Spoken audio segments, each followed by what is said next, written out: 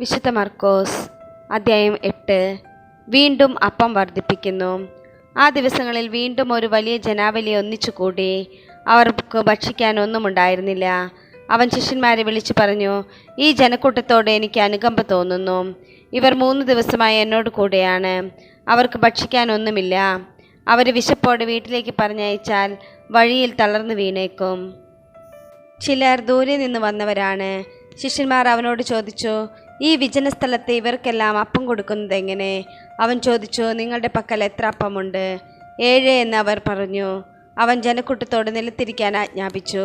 പിന്നീട് അവൻ ആ 7 അപ്പം എടുത്ത് കൃതജ്ഞതാസ്തോത്രം ചെയ്ത് മുറിച്ച് ജനങ്ങൾക്ക് വിളമ്പാൻ ശിഷ്യന്മാരെ ഏൽപ്പിച്ചു. അവർ അത് ജനങ്ങൾക്ക് വിളമ്പി. കുറെ ചെറിയ മത്സ്യങ്ങളും അവരുടെ പക്കലുണ്ടായിരുന്നു. അവൻ അവയും ആശീർവദിച്ചു. വിളമ്പാൻ ശിഷ്യന്മാരെ ഏൽപ്പിച്ചു. ജനം ഭക്ഷിച്ച് തൃപ്തരായി. ശേഷിച്ച കഷ്ണങ്ങൾ 7 കുട്ട നിറയെ അവർ ശേഖരിച്ചു. ഭക്ഷിച്ചവർ ഏകദേശം 4000 പേരുണ്ടായിരുന്നു.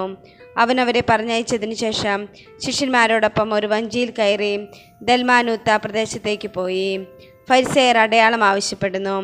ഫരിസേയർ വന്ന് അവനുമായി തർക്കിക്കാൻ തുടങ്ങി. അവർ അവനെ പരീക്ഷിച്ചുകൊണ്ട് സ്വർഗത്തിൽ നിന്നൊരു അടയാളം ആവശ്യപ്പെട്ടു.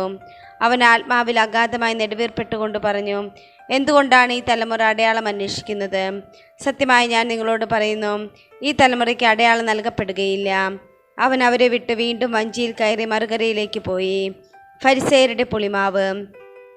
ശിഷ്യന്മാർ അപ്പം എടുക്കാൻ മറന്നുപോയിരുന്നു. വഞ്ചിയിൽ അവരുടെ പക്കൽ ഒരപ്പം മാത്രമേ ഉണ്ടായിരുന്നുള്ളൂ.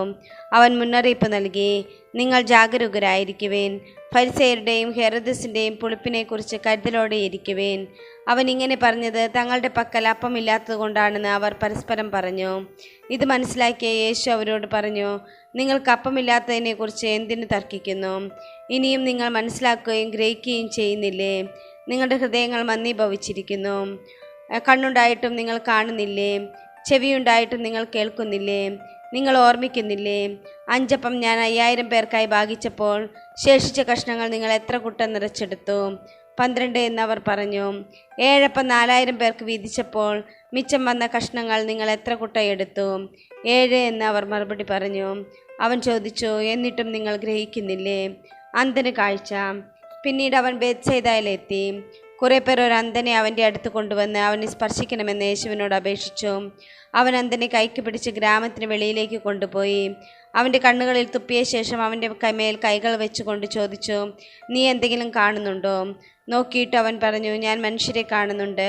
അവർ മരങ്ങളെ പോലിരിക്കുന്നു, നടക്കുന്നതായും കാണുന്നു. വീണ്ടും യേശു അവൻ്റെ കണ്ണുകളിൽ കൈകൾ വെച്ചു. അവൻ സൂക്ഷിച്ചു നോക്കി. കാഴ്ച തിരിച്ചു കിട്ടുകയും ചെയ്തു. അവൻ എല്ലാ വസ്തുക്കളും വ്യക്തമായി കണ്ടു.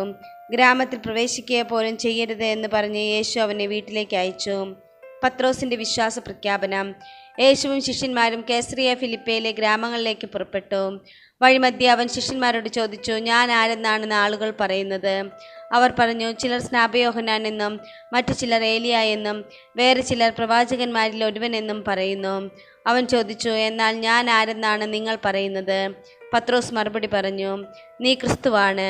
തന്നെക്കുറിച്ച് ആരോടും പറയരുതെന്ന് അവൻ അവരോട് കൽപ്പിച്ചു. പീഡാനുഭവവും ഉത്ഥാനവും 1-ാം പ്രവചനം.